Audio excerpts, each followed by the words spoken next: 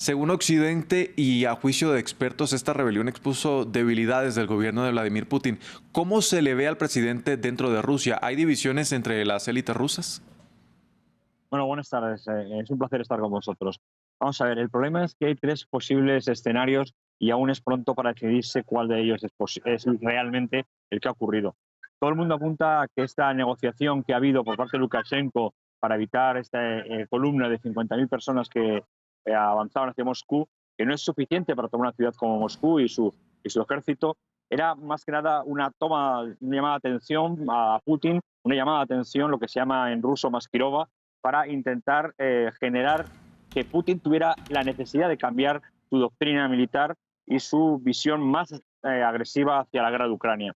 La otra vertiente es que evidentemente Prigozhin está apoyado por algunos oligarcas rusos, él también lo es un millonario ruso, y por tanto estaría buscando unos beneficios económicos en el Donbass, en la zona de Bielorrusia fronteriza con el Donbass, que Putin no le habría ofrecido. Y la tercera vía, que es la menos probable, es que realmente Prigozhin hubiera traicionado a Putin, cosa altamente improbable, y decidiera quitarle del gobierno con un golpe de Estado, algo que sería muy difícil teniendo el control que tiene Putin sobre el FSB y el resto del ejército ruso. 50.000 combatientes no es suficiente para tomar Moscú y tomar todas las ciudades importantes de Rusia. Ahora, antes de avanzar con varios temas que usted ya ha tocado, ¿pone esto fin a la imagen intocable, y lo digo entre comillas, que se tiene sobre Putin? No, todo lo contrario. Esta imagen de Putin ha salido fortalecida porque ha logrado, mediación de Lukashenko, que también es otro dictador, otro autócrata, ha logrado detener esa supuesta rebelión, dándole algún beneficio a Prigozhin que le haga calmar, declarando que no va a ir hacia Rusia, sino que va a quedar en Bielorrusia. Por tanto, de nuevo se reafirma la posibilidad de ver esto como una línea económica, una línea de estrategia económica de apoyo a Prigozhin en sus intereses económicos en Bielorrusia y en la frontera con Ucrania. Precisamente, este era uno de los temas que queremos tocar. ¿Qué papel juega aquí Belarus exactamente? ¿Por qué el presidente Alexander Lukashenko se puso al frente de una situación que le corresponde directamente a Vladimir Putin? Precisamente porque Lukashenko es un aliado fiel, férreo de Putin, lo ha sido siempre. Alguien incluso ha determinado que no hay mucha diferencia entre Rusia y Bielorrusia, más allá de meros nombres. Y cuando dos grandes o dos políticos intentan llegar a una solución y ninguno de los dos puede dar marcha atrás porque significaría una pérdida de liderazgo por ambas partes, buscan un tercero que les dé esa capacidad de conexión, ¿no? Ocurre lo mismo entre, por ejemplo, Ucrania y Rusia, cuando China o la India o incluso la propia Unión Europea intercede para ver qué tipo de acuerdos se puede llegar para eliminar ya la guerra civil que hay. Bueno, recordemos que hasta que Prigozhin ordenó retroceder el avance de Wagner hacia Moscú, no enfrentó casi ninguna resistencia y tropas de emergencia incluso debieron ser llamadas para defender la capital. ¿Cómo interpretar esta aparente falta de preparación militar? Pues porque nadie pensaba o nadie se creía, y precisamente es lo que favorece la imagen de una falsa bandera o una protección de Maskirova, el hecho de que nadie se pusiera en oposición a esta columna de blindados y de soldados hacia Moscú, significa una acción escénica.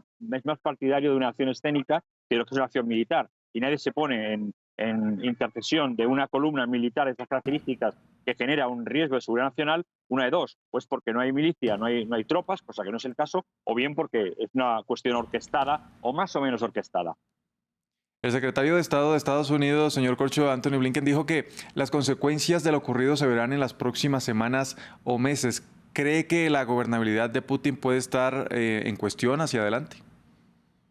No, más bien lo que se está refiriendo Blinken, si leemos la totalidad de su discurso, es que esto provocará un acercamiento a las necesidades de las negociaciones que ya están en marcha por parte de Ucrania y por parte de Rusia de manera indirecta. A lo mejor un tercero en discordia, un cuarto en discordia puede ser también Bielorrusia y los aliados indirectos de Rusia, como puede ser China, o puede ser Irán, o puede ser la India.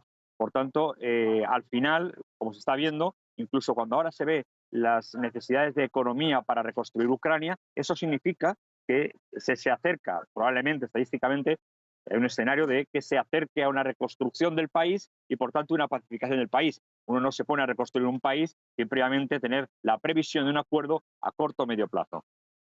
Bueno, y finalmente, ¿qué cree que va a pasar con la relación entre Rusia y el grupo Wagner?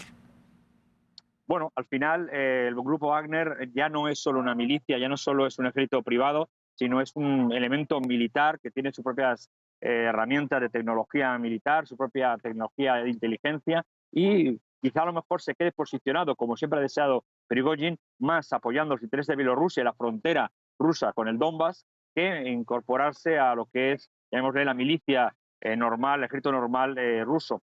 ¿Qué va a ocurrir? Pues va a ocurrir que va a aumentar su poder si se llega a un acuerdo, va a aumentar su poder en esa zona, el grupo Wagner, el oligarca Prigozhin va a coger más poder económico, más poder político, más poder militar, va a controlar la zona militarmente, subordinada a los intereses, evidentemente, de Rusia y de Putin, pero donde Putin ya no se va a meter tanto en Ucrania, ni se va a meter tanto en lo que es el Donbass, sino que lo hará Prigozhin en su lugar, por lo que su imagen quedará más o menos salvada a la hora de llegar a un acuerdo, puesto que no será él el que llegue a un acuerdo, sino será otro.